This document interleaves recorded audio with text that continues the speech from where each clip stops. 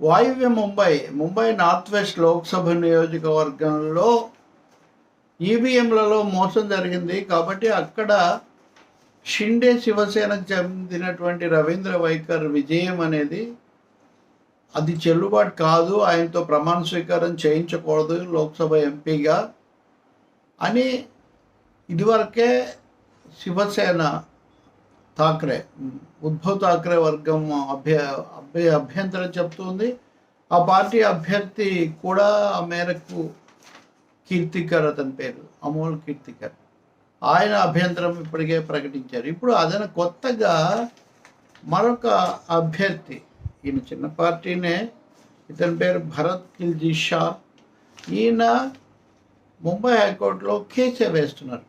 దీని మీద అన్యాయం జరిగింది ఇక్కడ, దీన్ని విచారించాలి అని.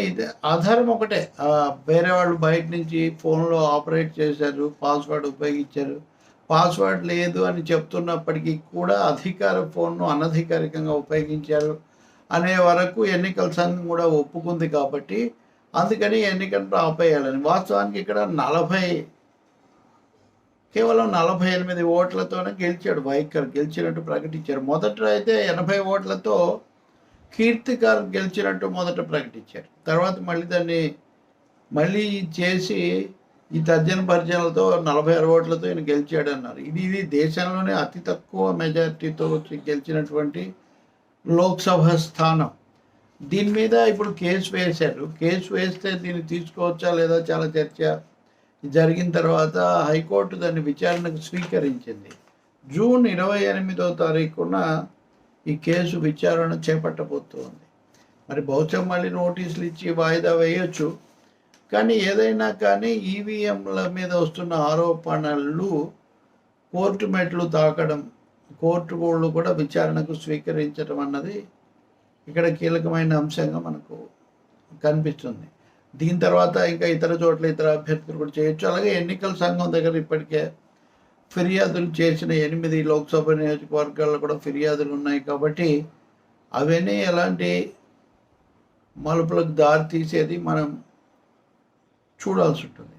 ఈ లోపల ఎలన్ మస్క్ కూడా ఇలా ట్వీట్ పెట్టాడన్నది కూడా ఈ భరత్ షా తన పిటిషన్లో దాన్ని కూడా చాలా ప్రముఖంగా పేర్కొన్నారు.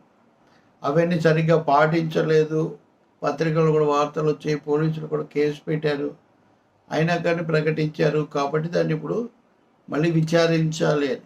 మరి హైకోర్టు ఏమైనా ఉత్తర్వులు ఇస్తుందా, లేకపోతే ఎన్నికల సంఘం అభిప్రాయం చెప్పమని నోటీస్ పంపిస్తుందా, మనం చూడాల్సి ఉంటుంది.